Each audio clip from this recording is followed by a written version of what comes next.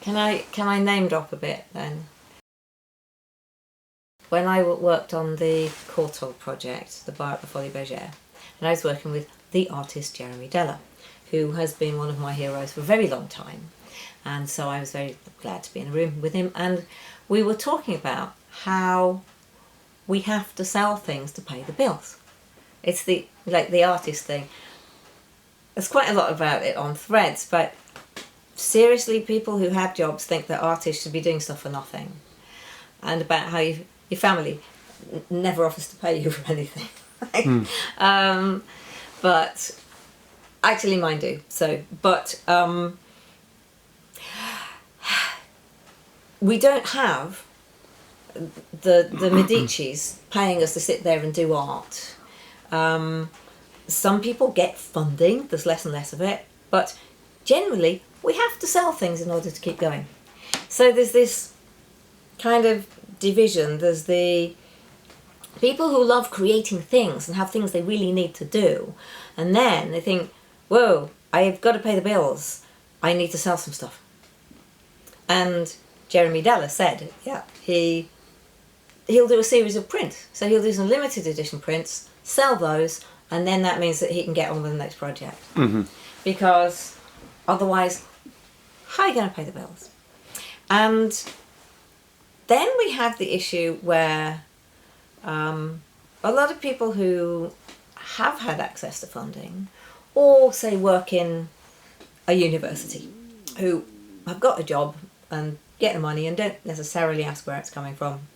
I know lots of people who work, they have a job, yeah, and they don't actually stop to think, how can that money come out of that business or that organisation to pay them? Mm-hmm.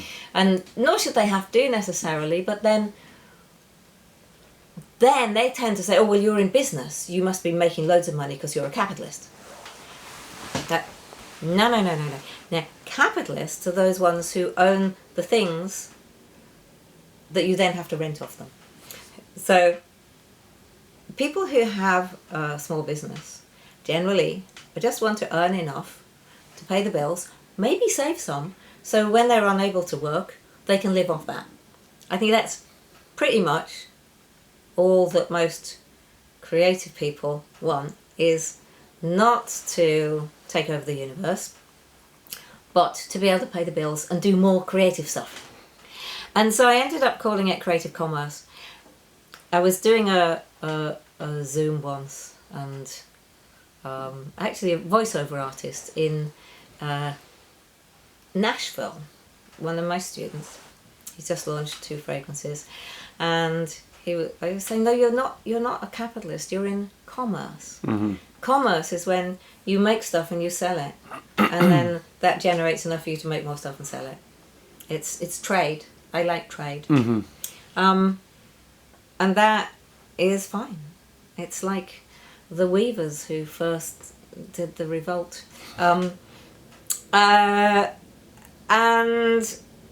what's different, I think, is when people set up a perfume company, specifically talking about perfume, they're not particularly interested in perfume. They probably quite like perfume, but they think, they've heard that it costs £5 a bottle and you can sell it for 200, so they think, well, there must be margins in that. I'll set up a business, I'll get perfume made, and then, so I'll get funding, I'll get investment, I'll launch this big thing, and then I'll aim to sell it on.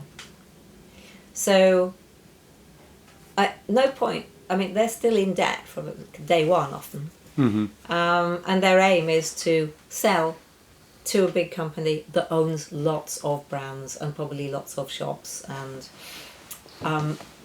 that slid into the area of capital.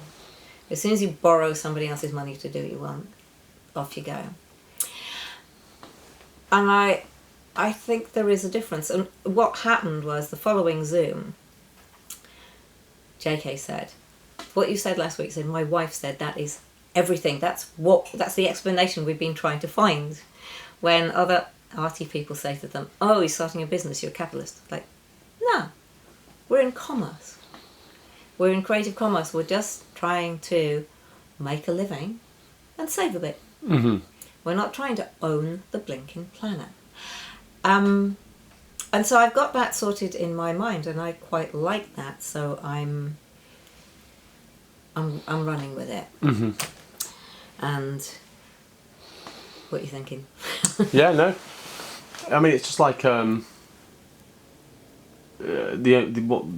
someone who works for a living, rather someone who is employed for a living, gets all of their money from one source for doing what they do, whereas what you do is get all of your money from several sources for doing what you do.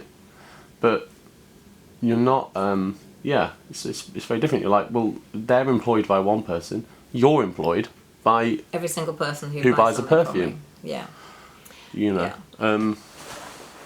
So I rent this. This is owned by somebody who also owns that house and owns another house and lives in Australia. Mm-hmm. I mean, they're not massive in their capitalism. They're paying for their retirement by owning some properties.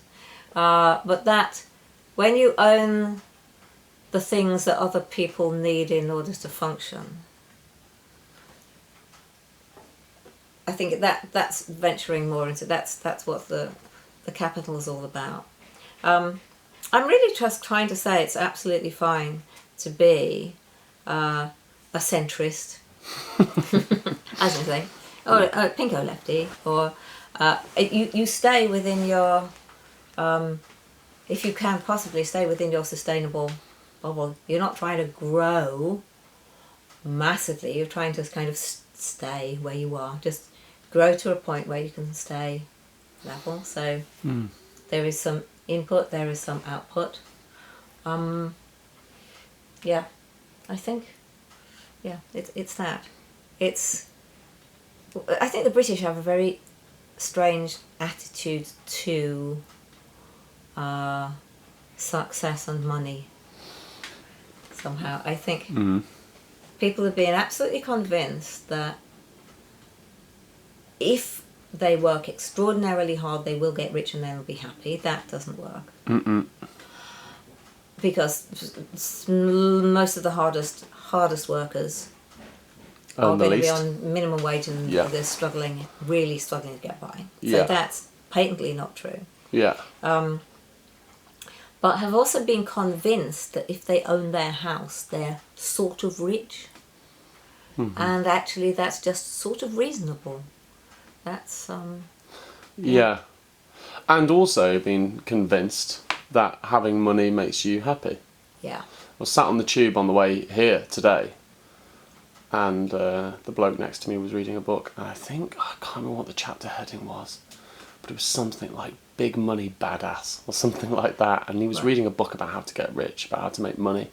Yeah. And they said wanting lots of money isn't greed, it's wanting a life. Was the subtitle, was the subheading. Wanting lots of money isn't greed, it's wanting a life. And I just thought, I felt really, I mean, this is going to sound, I don't mean this to sound patronising, but I felt really sorry for him.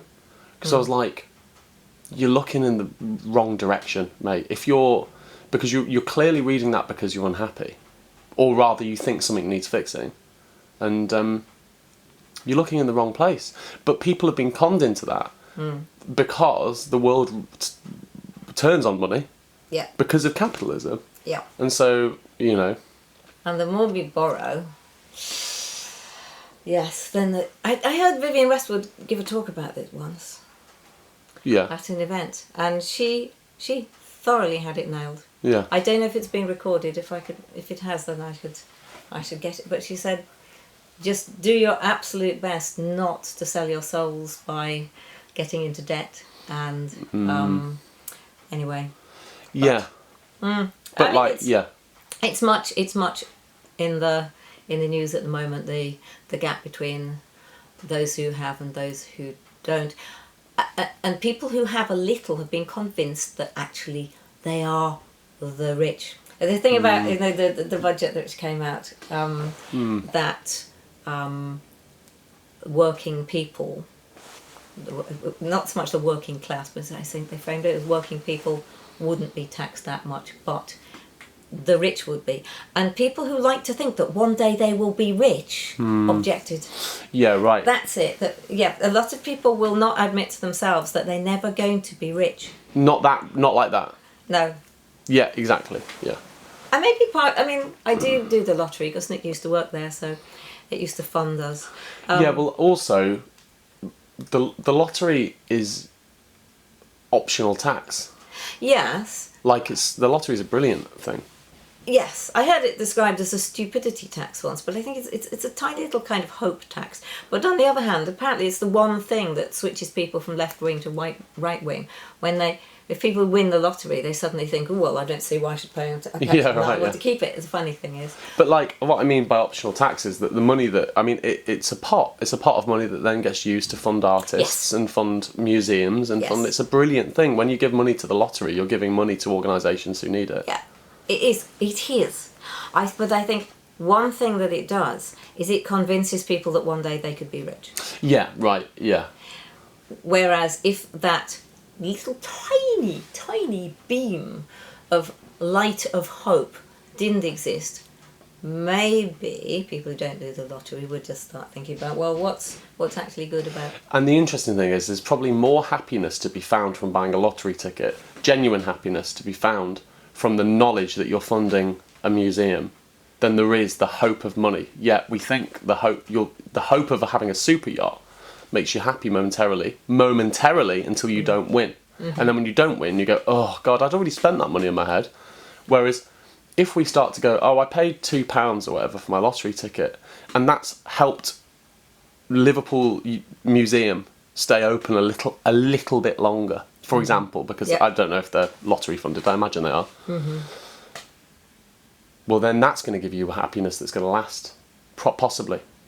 There's another thing, which is that if you have something to look forward to, something which is delayed, that, like, if you book a holiday, I know you don't do this stuff, you book a holiday and you go the next day, but like my dad used to book the holiday in January and we'd go in August. Yeah.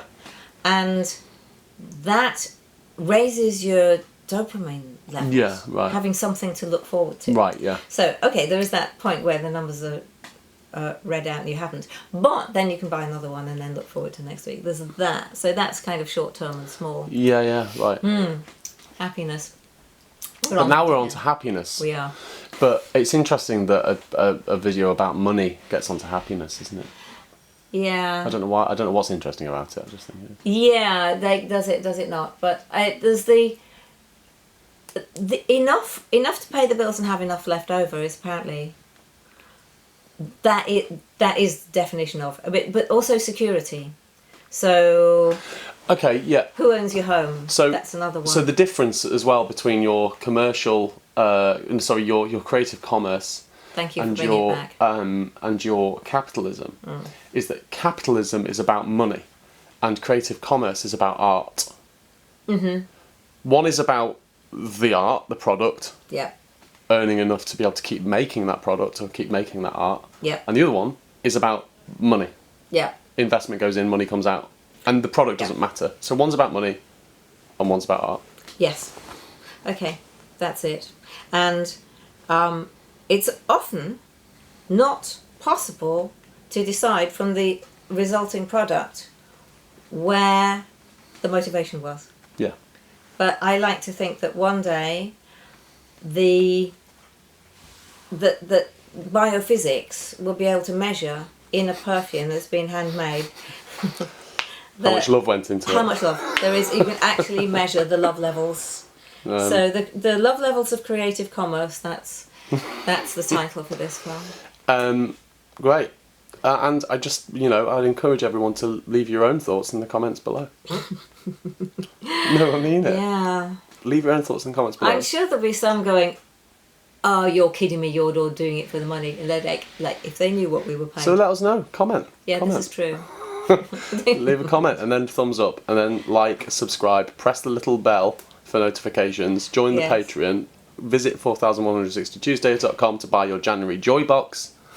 And keep the roof over our heads. Okay, the roof.